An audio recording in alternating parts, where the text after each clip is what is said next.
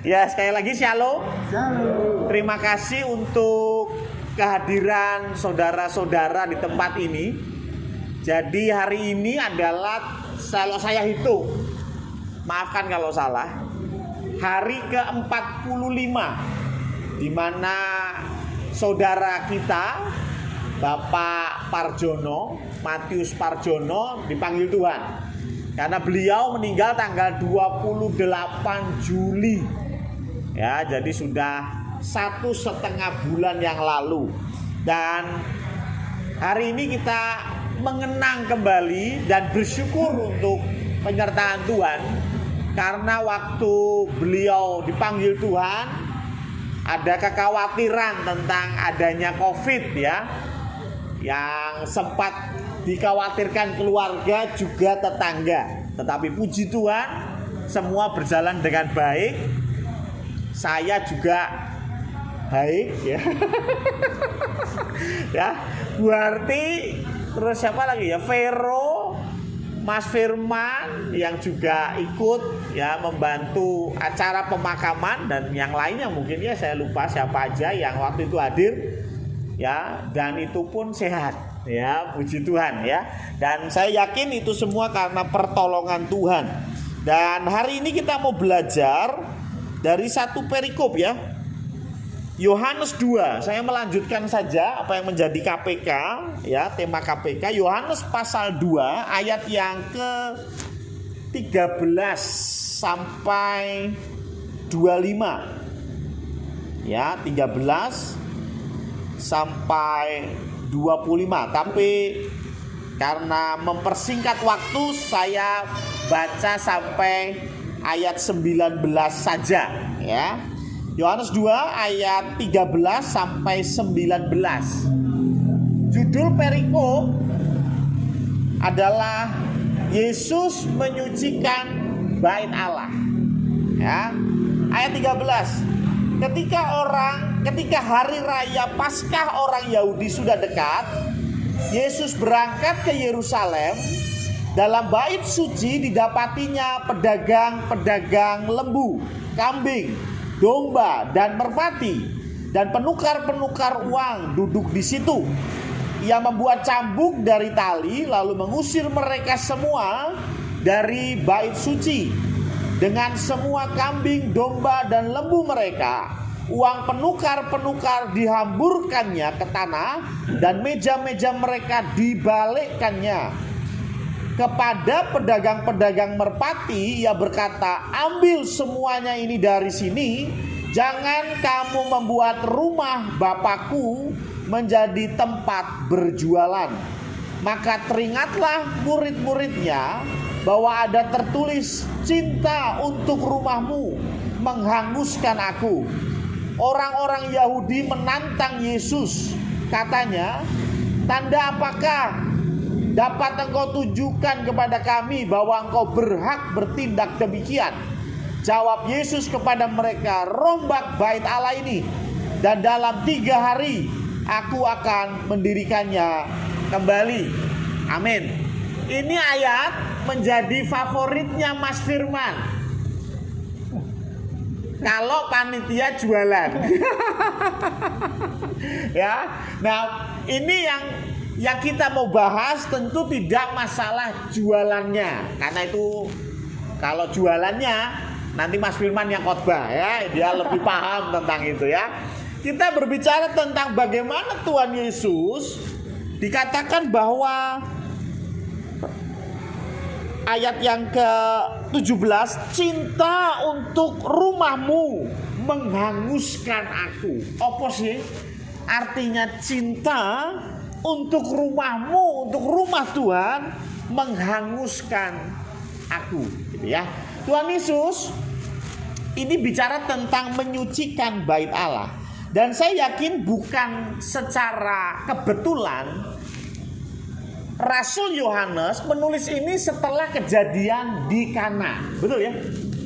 Minggu yang lalu kita belajar bagaimana air berubah jadi anggur. Nah, air dan anggur ini juga bicara tentang penyucian. Bukankah air bahkan sampai hari ini masih dipakai sebagai simbol penyucian. Itulah mengapa kalau kita mengaku Yesus Kristus sebagai Tuhan, kita perlu dibaptis dengan apa? Air, bukan anggur ya. Ya, kita dibaptis dengan air. Air sebagai simbol apa? Menyucikan, menguduskan. Simbol dari apa? Dari darah Kristus. Ingat, darah Kristus di dalam perjamuan kudus disimbolkan dengan anggur.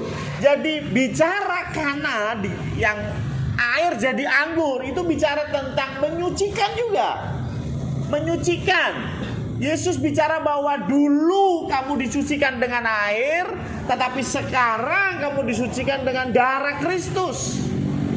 Nah, sekarang tiba-tiba bicara tentang menyucikan bait Allah.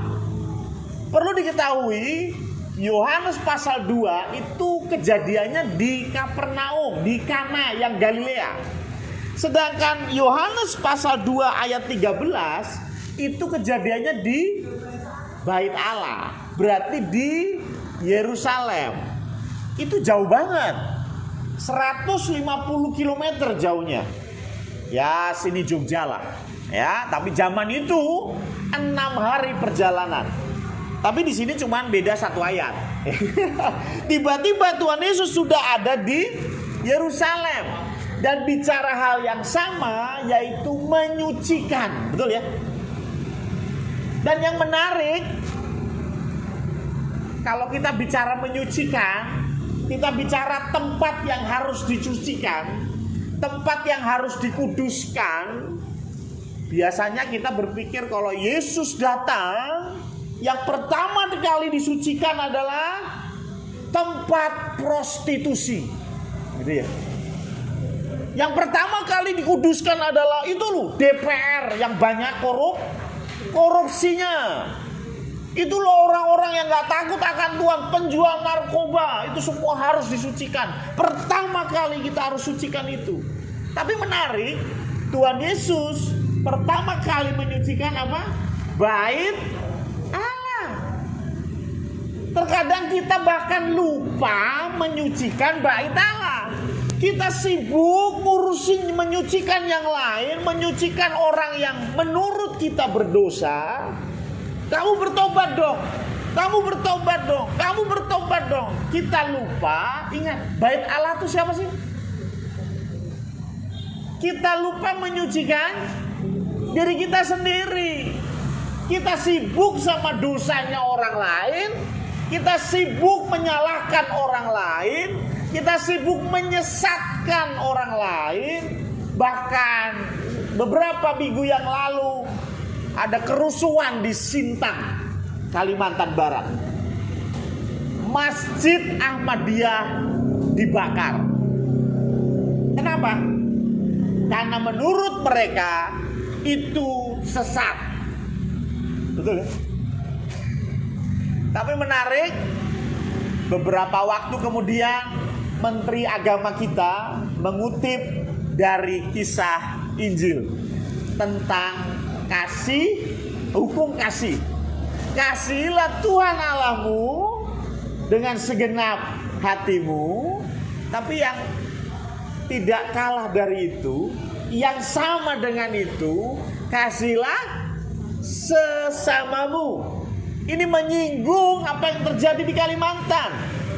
Bagaimana mereka berkata, aku mengasihi Allah, tapi membakar sesamanya manusia. Tuhan gak mau kita begitu. Tuhan gak mau kita menyalahkan, hobi menyesatkan, hobi ngatur orang lain, tetapi lupa belum menguduskan diri sendiri. Ketika Tuhan Yesus datang, dia gak menguduskan rumahnya Simon, dia gak menguduskan rumahnya Budi, dia gak menguduskan rumahnya Bu Aci, dia menguduskan rumah dia sendiri. Betul? Kan rumah Allah. Dan dia Allah, dia menguduskan rumah sendiri. Kalau saya bicara konteks sekarang, maka yang perlu dikuduskan pertama kali gereja. Amin. Jangan kita bingung mikirin, wah pemerintahan ini kacau gara-gara banyak koruptor, banyak ini, banyak itu. Kita lupa korupsi yang ada di gereja kita biarin. Penyesatan yang ada di gereja kita biarin. Tetapi berbeda dengan Yesus, Tuhan Yesus dikatakan bahwa apa? Bahwa cinta akan untuk rumahmu, cinta untuk rumahmu menghanguskan aku. Jadi bicara ada semangat karena cinta akan rumah Tuhan. Karena gak mau rumah Tuhan kehilangan visinya. Rumah Tuhan visinya apa? Ini jelas. Ya, dikatakan bahwa ayat yang ke mengusir mereka, gitu. Ambil semuanya ini dari sini, sebab kamu membuat rumah Bapakku menjadi tempat berjualan. Jadi rupanya visi rumah Tuhan bukan lagi untuk melayani, bukan lagi untuk rumah doa, tetapi untuk cari cuan. Berjualan itu kan cari cuan ya. Loh, cari cuan boleh nggak? Boleh, tapi di tokonya Budi. Kalau Budi buka toko, pasti visinya cuan. Yuk, nggak masalah. Tapi kalau gereja visinya untung, itu salah. Betul ya? Visi gereja untuk rumah doa, ya, untuk bagaimana kita menyampaikan kabar keselamatan, bagaimana kita melayani orang-orang yang perlu kita layani. Gak bicara untung. Tapi begitu gereja bicara tentang orang tahu nih gereja lalu dilayani, rugi toh. Bener apa bener? Orang tahu mangkat gereja, tahu-tahu nongol minta dilayani pemberkatan nikah, gitu. Orang tahu nih gereja tiba-tiba nongol jaluk sunatan. Orang tahu nih gereja tiba-tiba minta ada pemakaman. Ya rugi ya, rugi orang tahu perpuluhan. Loh, kalau visi gereja bicara untung rugi, ya gak heran ada banyak hamba Tuhan pun menolak. Kenapa? Oh bukan jemaatku, rugi. Oh bukan jemaatku, apa untungnya? Tetapi jangan lupa visi gereja. Saya bersyukur Mas Firman, Bu Arti, Vero yang kemarin ya, ketika saudara kita Pak Parjono dipanggil Tuhan mau terlibat di dalam pelayanan. Mereka nggak lihat ini untungnya apa ya. Mungkin kalau yang meninggal Pak Pendeta Joko Purnomo semua turun tangan karena ya senior kita gitu. Tapi terkadang orang-orang yang mohon maaf nggak pernah nongol di gereja, kita merasa aduh buat apa ya. Kalau yang sunatan Budi aku teko. Baru sunat Budi. Tapi nek pernah nongol kok tahu-tahu sunatan undang-undang apa teko, betul ya. Saya bersyukur hari ini ada kita yang berada di tempat ini untuk mengenang Pak Parjono ya. Ya jujur saja, yang kita semua tahu Pak Parjono sudah lama tidak ikut bergereja ya. Tetapi sekali lagi visi gereja bukan cari untung. Betul ya. Terlepas orang bilang oh yo keenaan, ya sudahlah. Kalau kita mau melayani, yo melayani titik ya. Dan luar biasanya cinta Allah kepada rumahnya, ya rumahnya dia kan. Itu membuat dia hangus, terbakar. Maksudnya apa sih? Semakin kita mencintai, semakin kita gregetan kalau yang kita cintai itu salah jalan. Betul gak? Ya. Kalau ada orang terus hidupnya nggak karu-karuan, kita menyayangkan. Tetapi coba kalau itu anak kita, nggak cuma menyayangkan, kita menangis untuk orang itu, betul? Nek wong liya ora apa-apa, ini anakku Pak Pendeta. Ya toh? Seorang gadis tiba-tiba pulang laporan ke papanya, "Pak, maaf, udah terlambat 3 bulan bayar SPP." Ya. Bayar SPP sih nggak apa-apa ya, tapi terlambat 3 bulan, waduh, gimana? Hancur hati kita, betul ya? Terbakar kita. Kenapa? Di samping jengkel setengah mati, marah. Kenapa sih? Karena kita cinta anak kita, betul? Kalau yang ngomong begitu anak tetangga, ya kita cuman, aduh, kasihan ya bapak ibunya, gitu toh, ya. Tapi kalau itu terjadi kepada kita, waduh, maka cinta kita kepada anak kita menghanguskan kita. Makanya nggak heran Tuhan Yesus nggak terus panggil yang jualan dan bilang dengan pelan-pelan, "Bro, lah mbok ojo dodolan." Ora. Tuhan Yesus ambil pecut dan dia putar balikkan meja penukaran uang. Dalam bahasa saya ngamuk. Betul? Ketika ada tadi kasus, saya pernah ditayangkan ya waktu PPA. Seorang anak wanita laporan sama bapaknya, "Pak, aku hamil." Belum punya suami nih. Lalu bapaknya antara marah dan kecewa, dia menampar anaknya yang wanita tadi, anaknya perempuan. Saya mau tanya, wajar? Wajar. Dan itu kenapa? Karena cintanya bapaknya menghanguskan dia. Mending masih ditampar doang, Tuhan Yesus bikin pecut loh. Ya tuh, Tuhan Yesus bikin pecut. Kenapa? Karena cintanya kepada rumah Allah. Maka dia tanda kutip keras kepada orang-orang yang mencoba mengalihkan fungsi dari gereja. Ini menjadi pengingat akan kita ketika kita ikut Tuhan.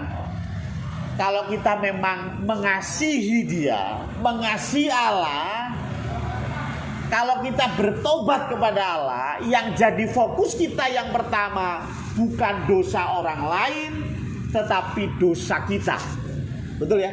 Yang kedua, kalau kita ngerti kalau kita berdosa, secepat mungkin seperti Tuhan membalikkan meja penukaran uang, secepat mungkin kita tinggalkan dosa. Jangan dilus-lus. Dosa kok dilus-lus? Ya pelan-pelan lah. Tuhan Yesus gak gitu loh ya. Tuhan Yesus langsung diorare, metu. Harusnya kita gak cuman jago nengking setan, betul? Kita jago nengking dosa. Dosanya siapa? Kita. Gak usah ribut ngurusin dosa orang lain. Dosa kita lebih dulu. Karena Tuhan Yesus lakukan itu karena cintanya kepada rumah Bapa. Amin. Saya berharap firman Tuhan ini mengingatkan kita bahwa kita memang orang berdosa, tetapi lebih penting ngurusin dosa kita daripada dosa orang lain. Mari kita berdoa untuk firman yang sudah kita dengar, dan juga kita akan berdoa untuk almarhum Bapak, bukan untuk almarhumnya ya, untuk keluarga almarhum Bapak Parjono yang tetap Tuhan berikan kekuatan dan kesehatan sampai hari ini. Mari kita kembali tundukkan kepala, kita berdoa. Tuhan Allah Bapa kami, terima kasih untuk pemberitaan firman Tuhan yang cukup singkat, tetapi kami mengerti poinnya bahwa kami harus lebih fokus kepada dosa kami sebelum kami ngurusin dosa orang lain. Dan biarlah kami berani tegas bukan kepada dosa orang lain, tetapi kami tegas kepada dosa kami sendiri, sehingga kami layak di hadapan Tuhan. Kami dimurnikan di hadapan Tuhan. Kami juga bersyukur Tuhan kalau hari ini kami kembali diingatkan bahwa pertolongan Tuhan nyata pada keluarga almarhum Bapak Parjono, yang setelah 45 hari Engkau panggil Pak Parjono, tetapi keluarga yang ditinggalkan tetap bisa melihat pertolongan Tuhan, tetap bisa melihat bagaimana Tuhan menghibur dan memberikan kekuatan. Terima kasih Tuhan, terima kasih. Kami yakin dan percaya Engkau juga yang mengasihi keluarga di tempat ini, dan Engkau yang akan beracara. Engkau akan buka hati mereka sehingga mereka melihat yang adalah kebenaran yang sejati, yaitu Yesus Kristus Tuhan kita. Terima kasih Tuhan, terima kasih. Hamba-Mu sudah selesai berbicara. Biarlah Engkau sendiri yang akan menyempurnakannya. Hanya di dalam nama Tuhan Yesus Kristus kami berdoa. Amin.